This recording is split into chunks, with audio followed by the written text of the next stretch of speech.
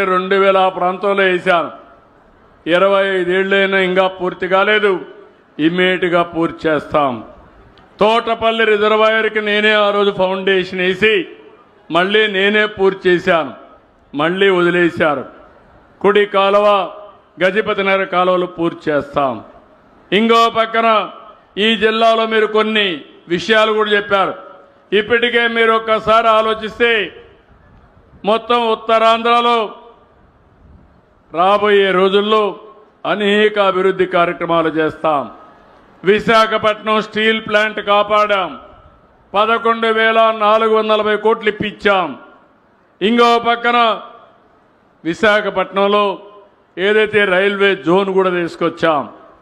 ఇంకో పక్కన RCR మితలైతే 1,47,00,000తో steel plant ఏర్పాటు చేస్తున్నారు.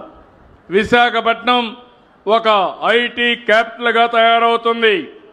టీసీఎస్ వస్తూ ఉంది, కాగ్నిజెంట్ వస్తూ ఉంది, గూగుల్ వస్తుంది, ఎక్సెంచర్స్ వస్తాయి.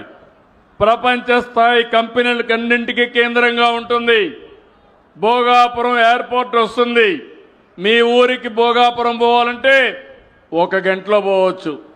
విశాఖపట్నం వాళ్ళకంటే మీకు అనుకూలంగా ఉంటుంది.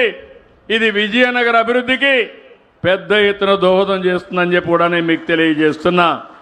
ఇంకో పక్క వైజాగ్ రాయ్పూర్ గ్రీన్ఫీల్డ్ హైవేతో సెంట్రల్ ఇండియా కనెక్టివిటీ పెరుగుతుంది.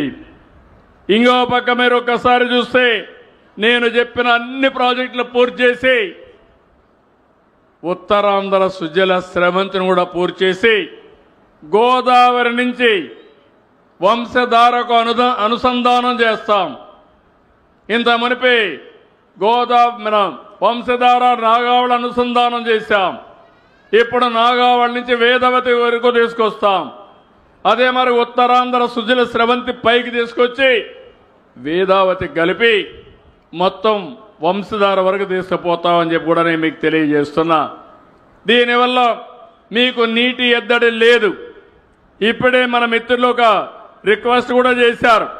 ఆ రిక్వెస్ట్ చూస్తే ఏదైతే సార్వగడ్డ మినీ రిజర్వాయర్ 26 కోట్లు అవుతుంది. దత్తి రాజేరు గజపతి నగర మండలాలకి పెద్ద ఎత్తున నీటి వనరులు కల్పించే పరిస్థితి వస్తుంది.